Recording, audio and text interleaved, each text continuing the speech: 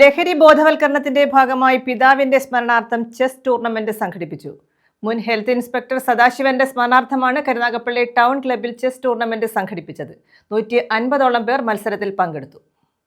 ലഹരി ബോധവൽക്കരണത്തിന്റെ ഭാഗമായി പിതാവിന്റെ സ്മരണാർത്ഥമാണ് ചെസ് ടൂർണമെന്റ് സംഘടിപ്പിച്ചത്.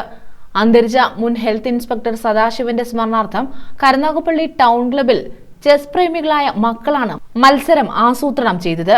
ചെസ്സിൽ ശ്രദ്ധ കേന്ദ്രീകരിച്ച് ലഹരിയിൽ നിന്ന് വിട്ടുനിൽക്കുക എന്ന ലക്ഷ്യത്തോടെ ചെസ് അസോസിയേഷന്റെ മേൽനോട്ടത്തിലാണ് ടൂർണമെന്റ് സംഘടിപ്പിച്ചത്. 4 ജില്ലകളിൽ നിന്നായി 19 വയസ്സിന് താഴെയുള്ള 150ൽ പരം പേരാണ് മത്സരത്തിൽ പങ്കാളികളായത്. മത്സരത്തിന്റെ ഉദ്ഘാടനവും വിജയികൾക്കുള്ള സമ്മാനദാനവും നഗരസഭാ വിദ്യാഭ്യാസ standing committee chairman Reji photo park നിർവഹിച്ചു.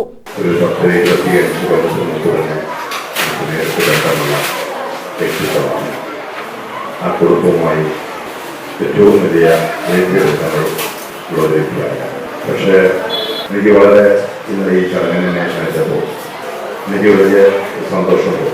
മിക്കവാറും നമ്മളിലുള്ളവർ അല്ലെങ്കിൽ ഞാൻ ഉൾപ്പെടെ ചിന്തിക്കുന്നത് അച്ഛൻ്റെ ചരമവാർഷികമാകുമ്പോൾ ക്ഷേത്രത്തിലോ പള്ളിയിലോ കൊണ്ടുവന്ന് അവിടെ പൂജകൾ നടത്തി ആത്മാവിന് ശാന്തി തകരുന്ന നൽകുന്ന രീതിയിലുള്ള പ്രാർത്ഥന നടത്തി പോകുന്ന കാലഘട്ടത്തിലാണ് നമ്മൾ ആഗ്രഹിക്കുന്നത്.